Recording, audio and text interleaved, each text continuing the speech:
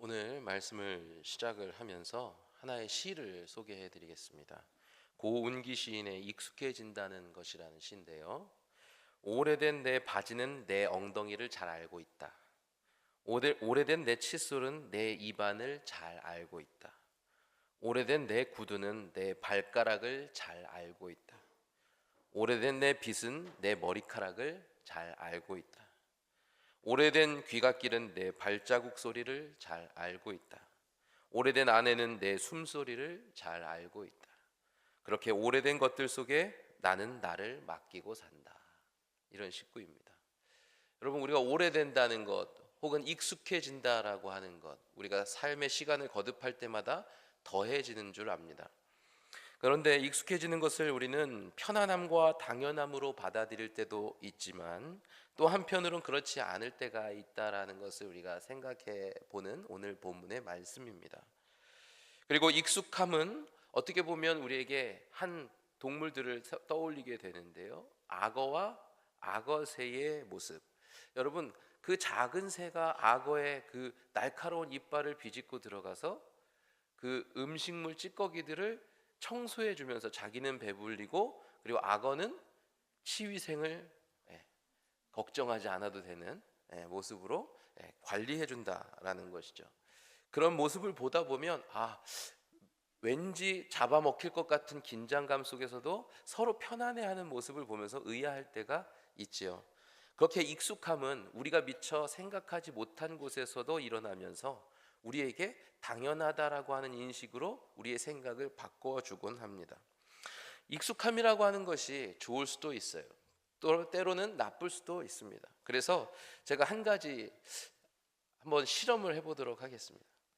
문화심리학자 김정은 교수가 한 인터뷰에서 창조적인 삶이라고 하는 주제를 가지고 이런 실험을 했었어요. 자, 우리 집중하셔서 한번 저를 따라해 보겠습니다. 닌자 거북이 5번을 해보겠습니다. 시작.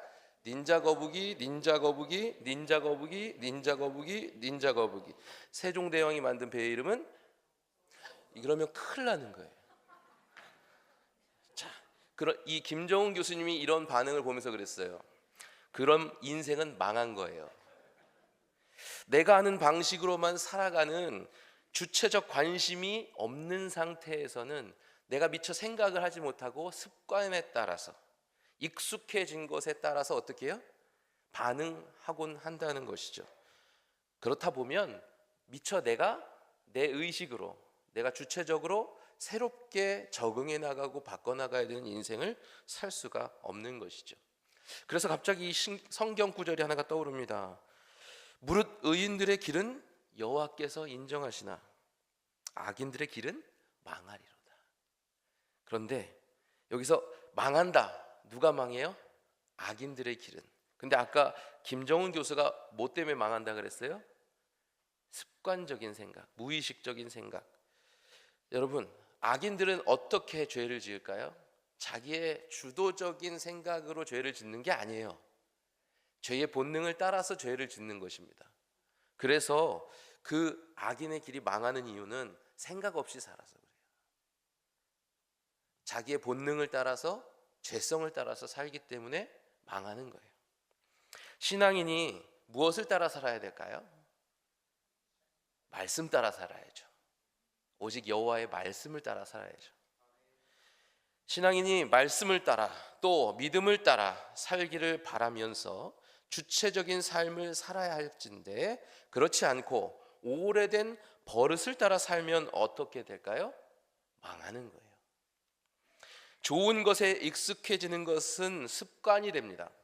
그리고 습관은 성숙으로 변화되죠. 또 부정적인 익숙함을 가리켜서 우리는 버릇이라고 말합니다. 이 버릇이 심화되면 중독이라고 말합니다.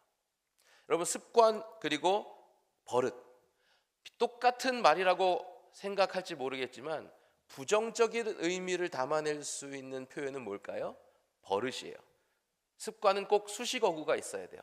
나쁜 습관. 그런데 버릇은 그냥 그 한마디로도 부정적인 표현을 담고 있다는 것이죠. 여러분, 중독이라고 말씀드렸습니다. 버릇이 반복되고 심화되면 중독이 된다. 여러분, 근데 이 중독이라고 하는 영어 단어의 라틴어 어원을 살펴보니까 조금 다른 의미를 갖고 있어요. 동의하다, 굴복하다, 양도하다라는 의미를 갖고 있답니다. 자신의 의지가 상실된 굴복한 상태, 그래서 주도권을 넘겨줘 버린, 양도해 버린 상태가 바로 중독이다라고 하는 거예요. 한번 연결해 보실까요? 내가 습관적으로, 아니 버릇이 심화되는 삶을 살면서 주도적으로 살지 못하고 끌려가는 삶을 살다 보면 내 주도권은 빼앗기게 되고 남에게 넘겨줘 버리는 인생, 그래서 망해버리는 인생을 산다.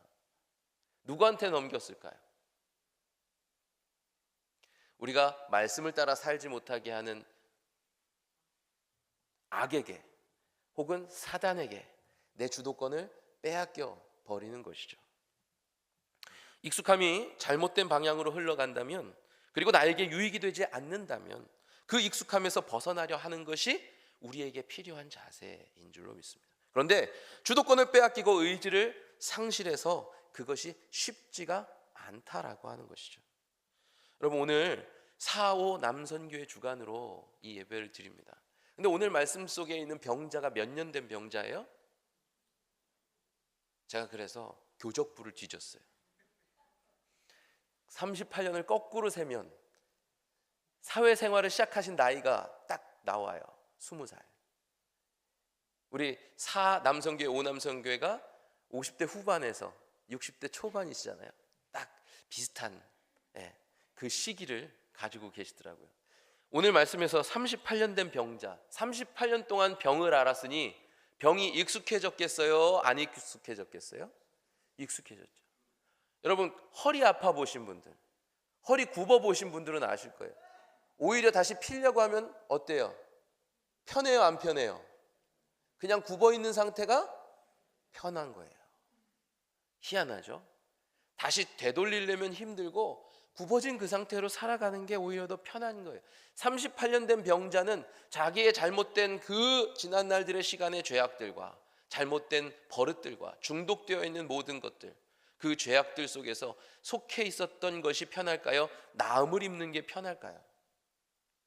어찌 보면 38년 속에 자신의 질병에 익숙해져 버린 자, 바로 오늘 베데스다 연못에서 고침을 받겠다고 예수님을 만난 자의 모습입니다. 그런데 이것이 단순히 4.5 남산교회만 해당되는 것이 아니라는 것을 우리는 항상 기억하고서 이 말씀을 들어야 될 줄로 믿습니다.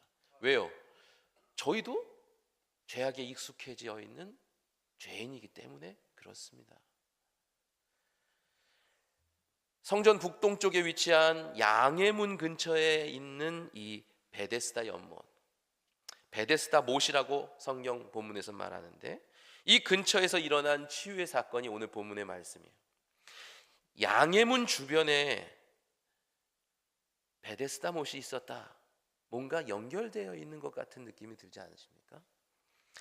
왜 양의 문이라고 문의 이름을 붙였을까요? 왜냐하면 그곳은 성전으로 바쳐질, 제단에 바쳐질 제물들이 통과하는 문이었기 때문에 그렇습니다. 또는 그 과거에는 그곳에 제물을 파는 시장이 가까이 있었기 때문에 그래서 양의 문이라고 불렸다고도 해요. 또는 스데반의 문이라고도 부릅니다. 성지순례 가시는 분들은 그 앞에서 스데반 문이라고 보실 수 있을 거예요. 그런데 왜 스데반 문이냐? 이 문을 통해서 스데반이 쫓긴 바 되어서 그곳에서 순교했기 때문에, 밖에서 순교했기 때문에 스데반 문이라고도 불린다라고 하죠. 어쨌든 오늘 성경 본문의 말씀의 배경이 되는 곳을 여러분들에게 소개를 드렸습니다. 제가 계속해서 요한복음 말씀을 여러분께 전해드리는데요, 오늘 말씀이 바로 요한복음에서 예수님께서 행하신 7가지 이적 중에서 세 번째 이적의 말씀이에요. 그래서 이 놀라우신 이적의 사건의 주제는 무엇이냐? 바로 예수 그리스도의 구원자 되심, 이것을 강조하기 위한 것이라는 것을 전제해 두시고 이 말씀을 들어주시기 바랍니다. 여러분, 이 표적 사건, 이적 사건은 분명히 우리에게 죄와 질병의 고통에 갇힌 안타깝고 연약한 모습을 회복시키시고자 이 땅에 예수님께서 오셨다라고 하는 사실을 보여주는 것이다 있다라고 하는 거예요. 그래서 예수님께서 이 베데스다 못가에서 한 병자를 어떻게 하세요? 그냥 내버려 두실까요? 고쳐 주실까요? 고쳐 주셨다는 것입니다. 여러분, 양의 문 가까운 곳에 이 베데스다 못이라고 하는 이 연못의 이름의 뜻이 무엇일까요? 두 가지 단어가 합성되어 있는 말인데요, 베트라고 하는 히브리어, 집이라고 하는 뜻을 갖고 있습니다. 그리고 헤세드라고 하는 자비라고 하는 의미의 이 두 단어가 합쳐져서 베데스다가 되었어요. 그래서 이것을 풀이하면 자비의 집이다라고 하는 거죠. 이 베데스다 못이라고 하는 곳, 이곳이 왜 자비의 집이었을까요? 많은 사람들에게 허용되어지고, 그리고 이것을 통해서 어떻게 해요? 성전으로 들어갈 수 있는 정결 예식을 행하는 못이 되었기 때문에 그렇습니다. 그래서 자비의 집이에요. 이 베데스다 연못의 목적은 아까 말씀드린 바와 같이 성전에 들어가는 사람들을 위하여서 뿐만 아니라 희생제사로 올려질 제물을 씻는 용도의 물도 이 베데스다 못에서 공급받았다라고 합니다. 또한 그 가운데서 전해지는 바에 의하면 이 물로 씻으면 언제요? 천사가 내려와서 물이 동할 때에 씻으면 병이 낫는 곳이다라고 하는 전례가 있었고, 뿐만 아니라 그곳이 많은 사람들로 하여금 몸을 씻고 치유하는 공간으로도 이곳이 활용됐었기 때문에 그렇습니다. 베데스다 못은 그 물의 발원이 어디였냐면 이 예루살렘 성벽 북동쪽에 있는 골짜기에서 물이 비가 오거나 하면 흘러내려올 거 아니에요.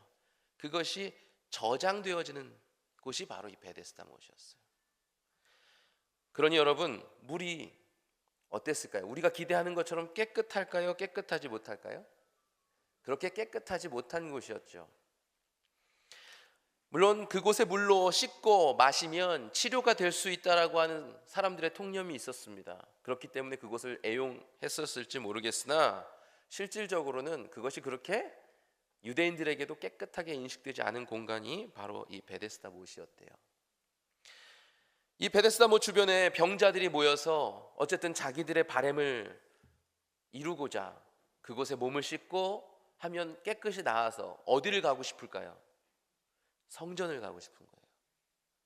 그래서 성전에 들어갈 수 있는 기회를 깨끗이 나아서 얻을 수 있기를 바라는 바람을 가지고 이 성전 근처에 있는 베데스다 못에서 어떻게 해요? 기다리고 씻고 했었다라고 하는 것이죠. 그렇기 때문에 이 못가에는 온갖 질병에 시달리는 사람들이 모여들었다는 것입니다. 오늘 본문의 주인공이었던 38년이나 지긋지긋한 질병에 시들렸던 이 병자, 이 병자도 성전에 들어가지 못한 지 38해가 되었고, 베데스다 못가에 머물러서 천사가 내려와 물이 동할 때 한 번이라도 들어가 봤으면 하는 바람을 가지고 어떻게 했다고요? 기다리고 또 기다렸다라고 하는 것이죠. 그런데 사람들의 바람은 오늘 본문의 모든 내용들을 살펴보면 그것이 옳은 방법이었을까 하는 의문을 갖게 하죠. 그리고 그 우리의 의문이 맞았음을 증명해 주시는 분이 바로 예수님이시다라고 하는 거예요. 여러분, 디모데전서 4장 7절로 8절 말씀 읽어볼까요?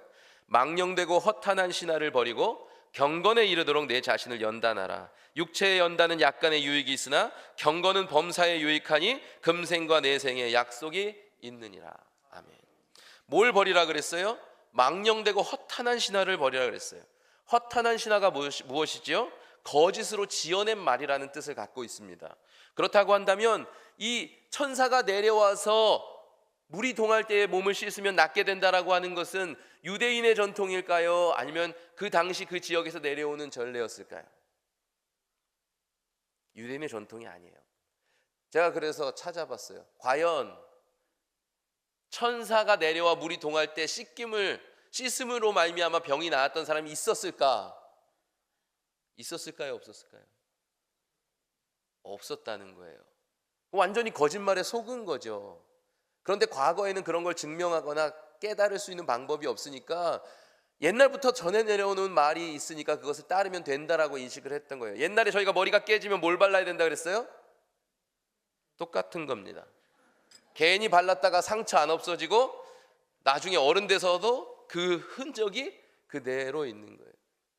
화상 입으면 뭐 뿌리라 그랬어요? 예? 답이 다 다르신 것 같은데. 예. 화상 입으면 술을 부으라 그랬어요. 그죠? 근데 그러면 돼요? 안 돼요? 안 되는 거죠. 근데 옛날에 그렇게 하라고 전해 내려왔으니까 그게 맞을 거라고 생각했던 거예요. 배가 아프면 뭘 마시라 그랬죠? 또 다 달라요, 지역마다. 동치미를 마시는 데가 있고, 그죠? 매실, 아까 매실 나오셨는데요. 매실 마시는 데도 있단 말이죠. 어쨌든 이게 정답일까요? 아닐까요? 아니란 말이죠.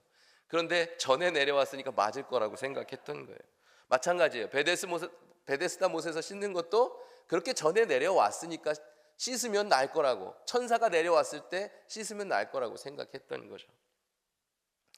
치료의 기회를 얻지 못해서 이 성전에 들어가지 못했던 사람들이 의지했던 건 뭐예요? 허탄한 신하였다라고 하는 겁니다. 그래서 그 8절 말씀에 뭐라고 나왔어요? 육체에 연다는 약간의 유익이 있으나 내가 지금 이 순간에 나의 질병에 집중해서 그것만을 고치려고 다른 사람의 이야기에 집중해서 한다고 한들 조금 뭐가 도움이 될 수는 있겠으나 과연 나을 수 있을까? 그러나 경건은 범사에 유익하다 그랬어요. 모든 것에 유익하다. 여러분, 베데스다 못에 천사가 내려와서 그 물을 동하게 했을 때 그 물로 씻는 것이 유익할까요? 예수님이 고쳐주시는 것이 유익할까요? 이미 정답은 다 나와 있는 거죠. 병자들에게 계속해서 기회가 주어지지 않는 이 안타까운 현실 속에서 계속 부정한 자로 남아 있어야 된다는 말입니다. 이것은 누가 그 나음을 입었는지에 대해서 말이 없고 그냥 막연한 기다림뿐이었다는 거죠. 여러분, 우리가 38년을 기다렸는데, 예수님을 만나려고 38년을 기다렸는데 여전히 나에게는 뜨거움도 없고 믿음의 변화도 없고 그리고 고쳐짐도 없고 조금도 변화가 없는 신앙생활이라면, 그런데 지금까지 내가 따라왔던 방법이 틀렸다면 여러분 어떻게 해야 될까요?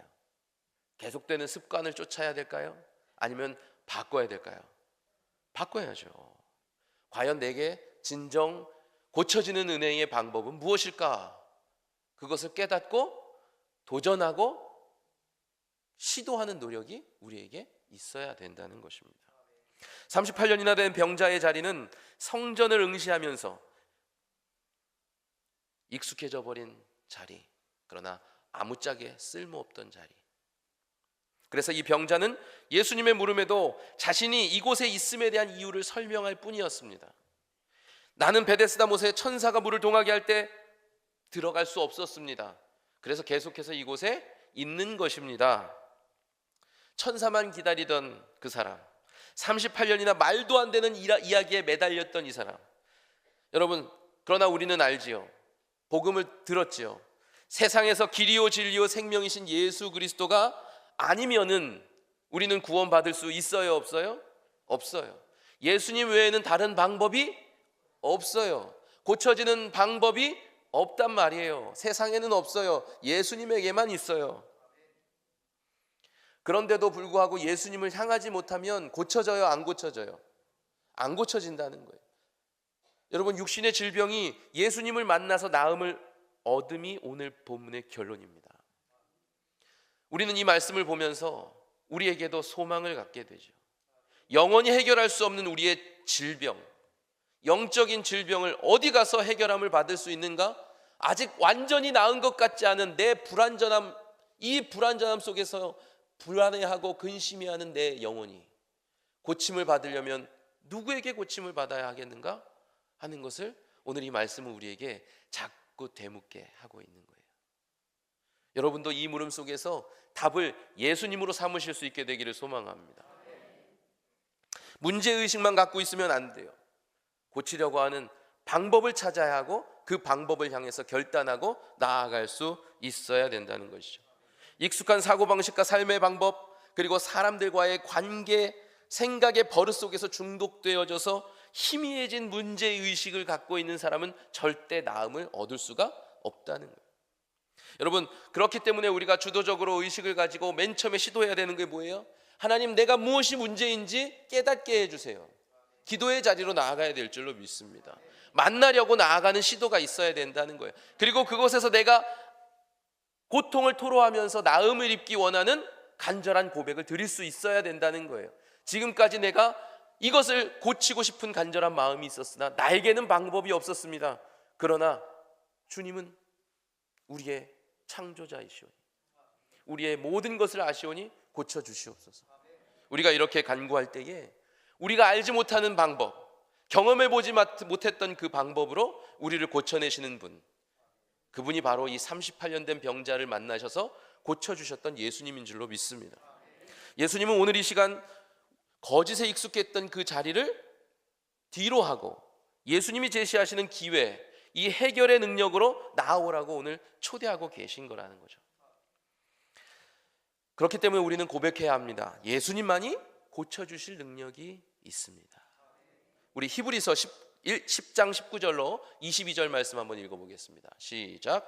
그러므로 형제들아, 우리가 예수의 피를 힘입어 성소에 들어갈 담력을 얻었나니 그 길은 우리를 위하여 휘장 가운데로 열어놓으신 새로운 살 길이요 휘장은 곧 그의 육체니라. 또 하나님의 집 다스리는 큰 제사장이 여기 계심에 우리가 마음의 뿌림을 받아 악한 양심으로부터 벗어나고 몸은 맑은 물로 씻음을 받았으니 참 마음과 온전한 믿음으로 함께 나아가자. 아멘. 여러분, 예수님은 38년 된 병자에게 말씀하셨어요. 일어나 내 자리를 들고 걸어가라. 베데스다에 있는 물은 병이 나을 물이 아니었다고 제가 설명을 드렸어요. 좀 더 이해를 돕기 위해서 옛날 그 정결 예식에 대해서 한번 소개를 해드려 볼게요. 옛날 정결 예식을 가리켜서 미크바라고 말합니다. 그런데 이 미크바를 행하는 수조를 미크베라고 말해요. 그런데 이 미크베의 물에는 등급이 있었다 그래요. 총 6개의 등급이 있었다 그래요. 아까 제가 흘러내려온 물을 담는 저수조라 그랬죠. 그래서 1등급은 바닷물, 죄송합니다. 강과 샘에 있는 물이 1등급, 그리고 바닷물과 온천수가 있는 것은 2등급, 그리고 지하수 우물은 3등급, 빗물 저수조는 4등급, 우기에 만들어진 연못은 5등급, 늘 고여있는 물은 6등급이었대요. 그러면 지금 베데스다 못은 몇 등급이에요? 4등급입니다. 왜냐하면 빗물이 골짜기로 흘러내려와서 베데스다 못으로 고였기 때문에 그래요. 자, 그런데 한번 이것을 바꿔서 오늘날로 한번 생각해 볼까요? 오늘날 하천의 수질 등급, 여러분 마실 수 있는 물은 3등급부터입니다. 수질 등급이 4등급은 농업용수예요. 5등급은 공업용수예요. 6등급은 못 먹어요. 쓰지도 못해요. 우리가 수돗물로 쓰는 물은 1등급, 2등급, 많게는 3등급까지 쓸 수 있는 물이에요. 그런데 이렇게 빗물이 흘러와서 저수조에 담긴 물, 여러분 몇 등급이라고요? 4등급. 치유되는 물이 아니라는 거죠. 그런데도 전해들은 이야기에 빠져서 천사만 기다리고 있다. 여러분, 우리가 예수님만이 고치실 수 있다라고 우리의 입으로 고백했는데 여전히 미련이 남아있지는 않습니까? 그래도 혹여나 가르쳐준 방법대로 예전에 누구는 나았겠지 하는 생각으로 그렇게 행했던 안타까움의 모습은 우리에게 없습니까? 그래서 아무런 효과도 없고 아무런 변화도 없는, 그런데도 불구하고 이미 다 아는 사실임에도 불구하고 계속해서 도전하는 우리의 모습은 아닙니까? 제가 일전에 말씀드린 가나의 혼인잔치 기억나시나요? 그때의 가나안 혼인잔치에서 새로운 포도주를 만들었던 항아리가 정결 예식에 쓰였던 항아리예요. 그래서 이 정결 예식에 쓰였던 항아리에 물을 부어서 아구까지 6항아리에 가득 부어서 물을 포도주로 바꿔주신 예수님의 사건 기억하시죠? 사람들이 생각했던 방법이 아닙니다. 그런데도 예수님은 그렇게 행하셨고 놀라운 이적의 모습을 보여주셨어요. 진정한 만족되는 놀라운 포도주, 맛있는 포도주를 만드신 예수님, 모든 이들에게 만족을 주시는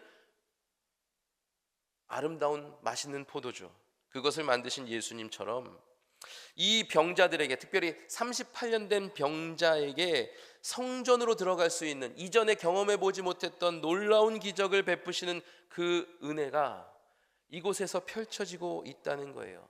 만족은 물에 있는 것이 아니고, 정결제에 쓰였던 물에 의해서 있는 것이 아니라, 사람들의 만족은 어디에 있었다? 정결제식 항아리에 담겨있던 포도주에 의해서 이루어졌다.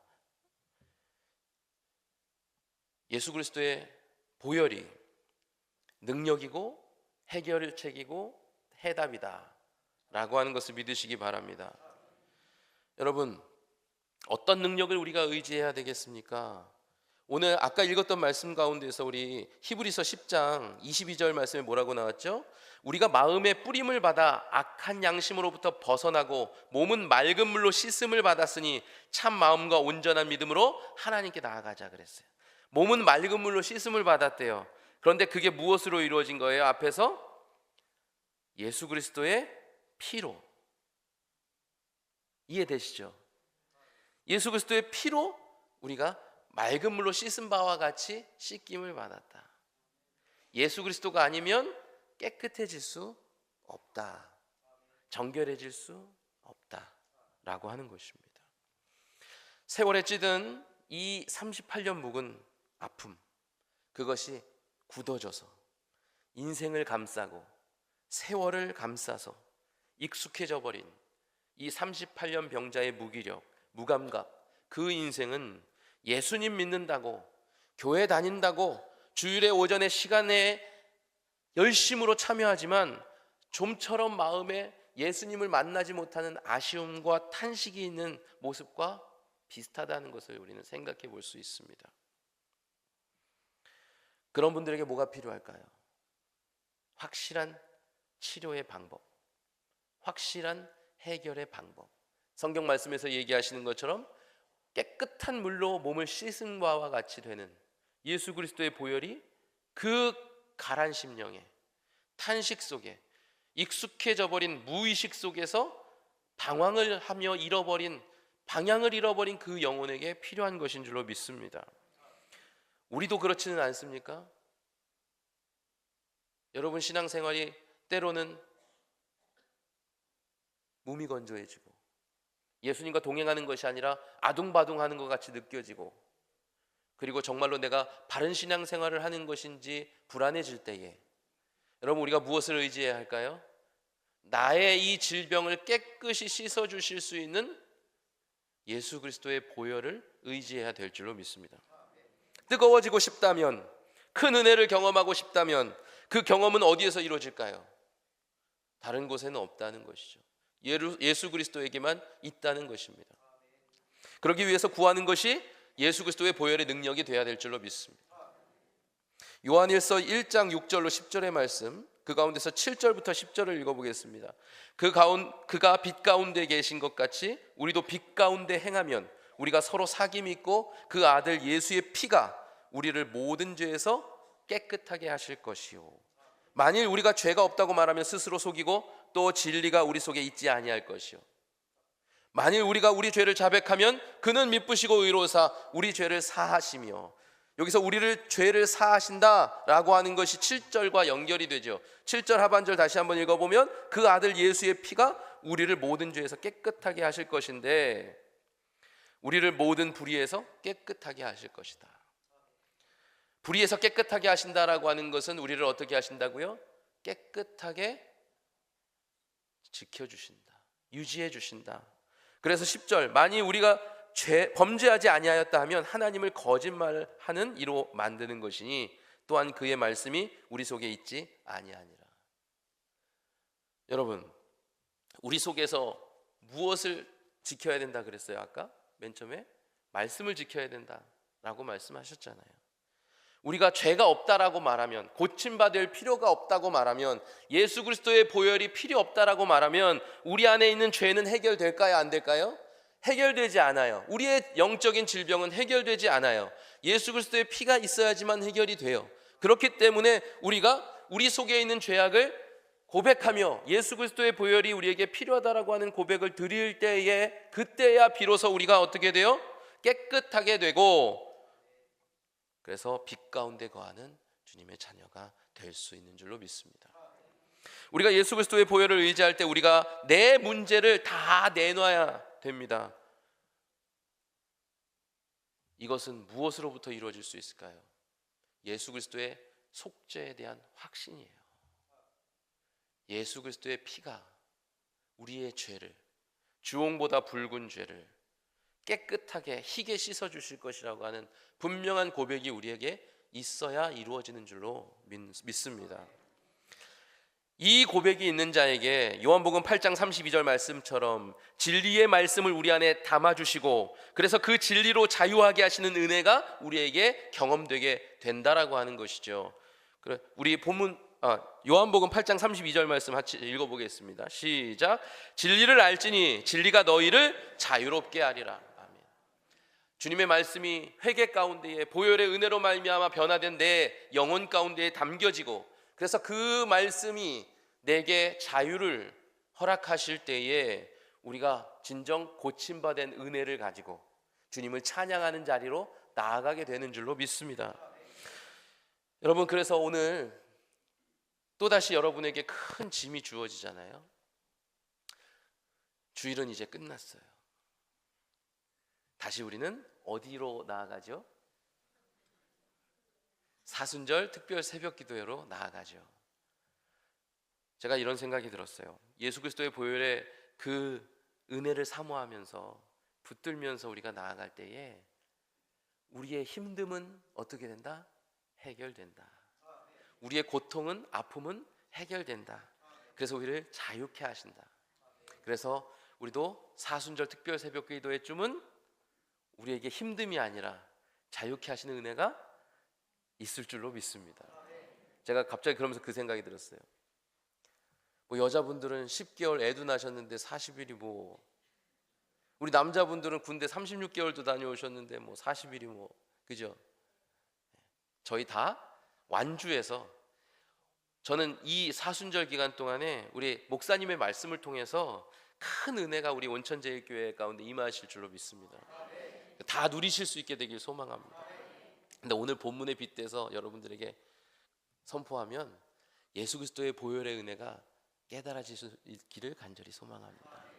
그래서 여러분 마음 가운데에 신앙생활은 하지만 해결되지 않은, 여전히 한 자리 차지하고 있는 우리의 영적인 질병들이 깨끗이 씻겨내려가는 은혜가 있으시게 되기를 소망합니다. 아까 말씀드렸죠. 예수님이 왜 오셨다고요? 왜 이적을 행하셨다고요? 내가 너희의 죄를 해결해 주는 사람이야. 깨끗이 고쳐주는 사람이야. 용서해 주는 사람이야. 그래서 38년 된 병자에게 왔다고요. 세상에 아무짝에 쓸모없는 방법에 혹해가지고 살고 있는 우리의 모습을 안타까이 여기셔서 그 보혈로 증명해내신 분이 예수님이시라고요. 이 시간 우리의 38년 된 질병과도 같은 문제들, 이 시간 우리가 그 문제에 매몰되지 말고 여전히 그 자리에 거하면서도 아무 생각 없이 살아가는 것이 아니라 성전을 향해서 나아가고자 하는 갈망 속에서 예수님께 구하고 은혜 받아서 성전으로 들어가는 감격, 그곳에서 제사하는 감격, 38년 동안 예배드리지 못했는데 그 감격의 예배를 누릴 수 있는 은혜가 우리에게 있기를 간절히 소망합니다. 그 마음을 가지고 이 시간 우리 다 같이 기도했으면 좋겠습니다. 예수님께서 나의 자리를 바꿔주시기 원합니다. 여전히 세속적이고 여전히 은혜 받지 못하고 병들어 있는 자리가 아니라 그 자리를 들고 일어나서 예수님께 고침을 받고 나아가 그 보혈의 능력을 경험함으로 말미암아 성전에 들어가 그곳에서 하나님을 만나는 감격을 누리는 내가 되기를 원합니다. 고쳐지는 은혜를 누리게 되기를 원합니다. 익숙해져 버렸던 모든 문제들 속에서 나를 자유케 하시는 영광이 보혈을 통해서 일어나게 하여 주시옵소서. 우리 다 같이 주여 한번 외치고 기도합시다. 주여.